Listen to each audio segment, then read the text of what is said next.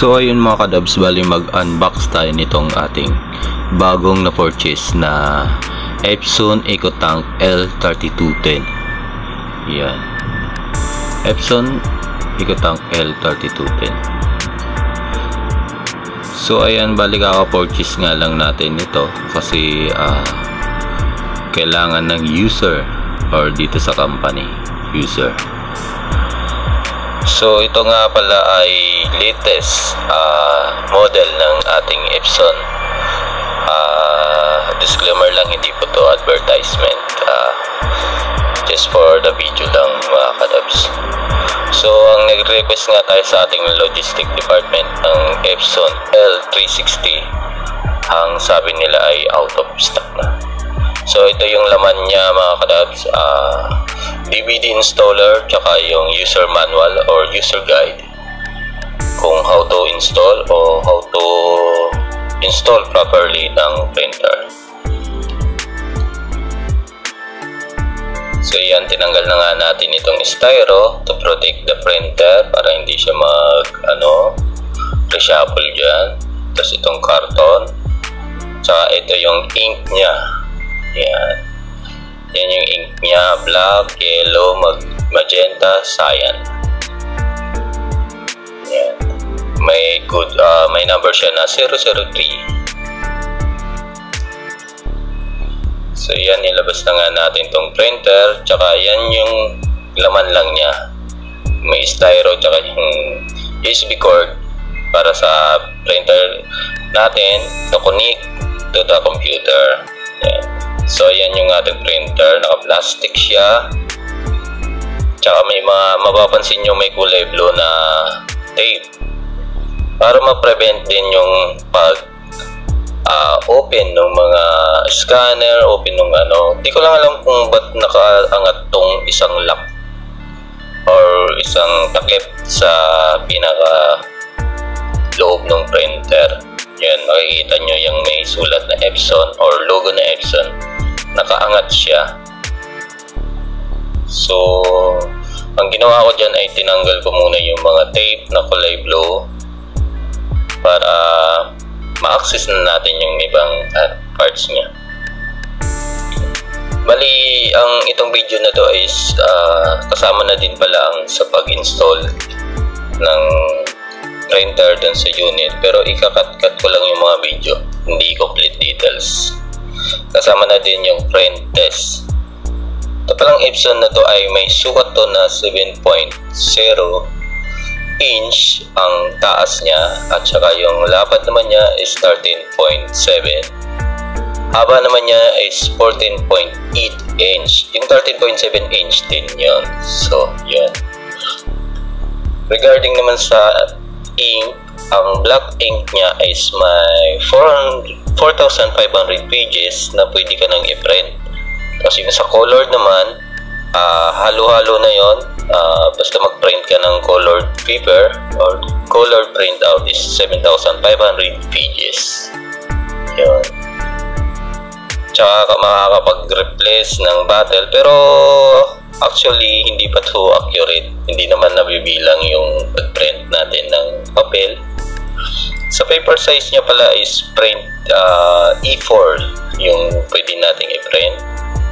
Tapos yung sa scan naman is E4 din.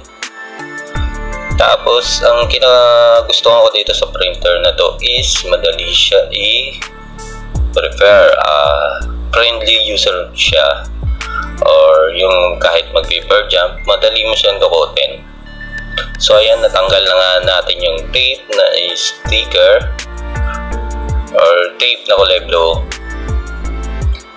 Bali, tinitignan na lang natin kung may mga tape pa na natitira, tanggalin na natin. So yan yung tinutukoy ko dyan, yung loob na yan. Pag nag-paper jump yan sa loob, madali mo lang dukutin. Yan. Kaya ma-recommend ko to sa mga beginner or dun sa mga home user ng printer or home base. Diba, yung mga sa bahay, maganda to kasi madali siyang i-troubleshoot ng mga gumagamit. In case man magkaroon ng paper jump, madali lang dukutin dyan sa loob na yan.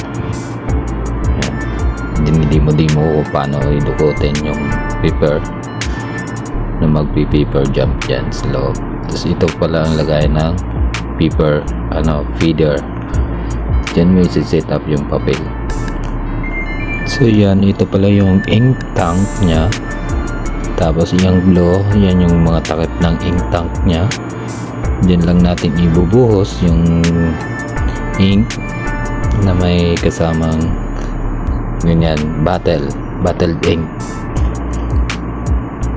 Yung number pala niyan ay 003.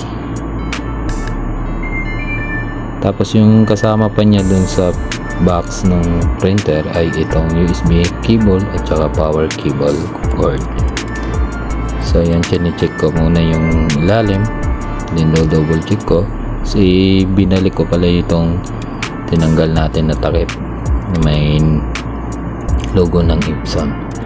So yan, bali magre-refill na tayo ng ink. Unahin natin yung kulay black.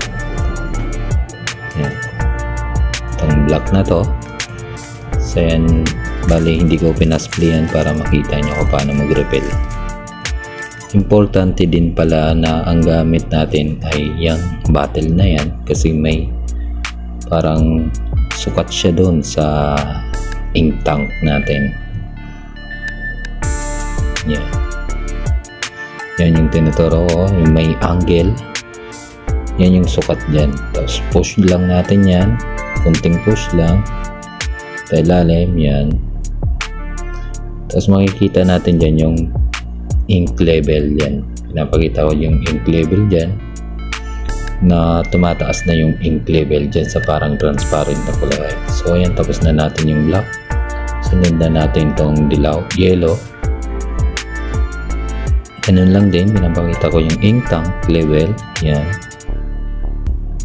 So ayan, bali na puno na natin siya. Tapos susunod natin yung kulay pink o magenta. Yan. Sa pag-refill nito, mabilis lang at friendly user lang din siya. Pwede nga mag-refill niya ng bata. Mga bata na around 10 years old and above naman. So ayan, sinunod na natin kulay blue. And tapos na siya. At nilagay na natin din yung installer natin sa DVD drive. So punta na tayo dun sa gagamit nitong printer.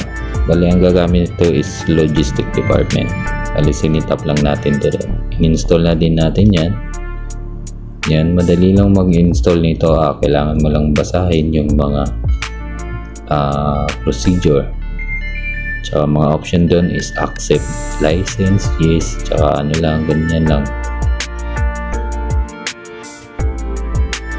Tapos next, yun lang yung mga option dyan. Kailangan lang natin basahin para bago natin i-click. So ayan, tinuturo ko yung setup, installations, and check, functions, tapos finish. Yeah.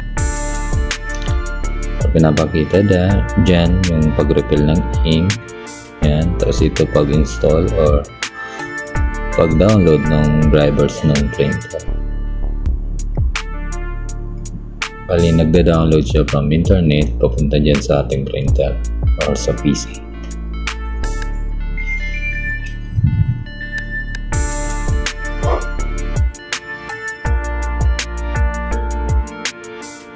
So ayan, finish na. Bali, nag-print test tayo dyan. May isa pang kulang, yung pag-set up ng ink papuntang printed end. Bali, nag-installation siya or preparation siya para makapag-print test. Kikita nyo dyan, yan, nilong press ko yung cancel button dyan kasi umiilaw yung ink nya, yung read indicator na may ano yung ink. Yan, nilong press ko lang yan para mag-charge yung ink papunta doon sa ating printed head, from tank ink to printed head.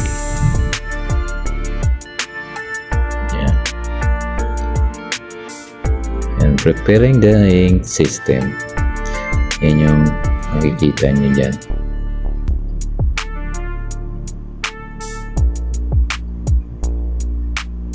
So yun, pagkatapos natin dyan i-prepare yung ink papunta dun sa printed head, bali magsa-sample print na din tayo dyan.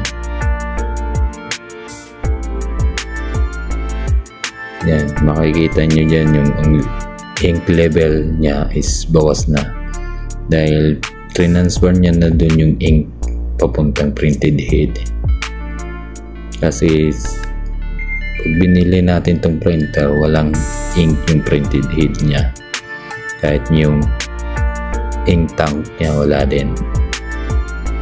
Kaya pag refill natin, dun palang magkaka-ink yung ink tank tsaka yung printed head. Yan, print test na tayo. So print test natin dyan, finish na yung ating ginagawa. So yun lang mga kadabs, thank you for watching. At dun sa may mga katanungan, try natin sagutin yun at gawa ng video. Thank you.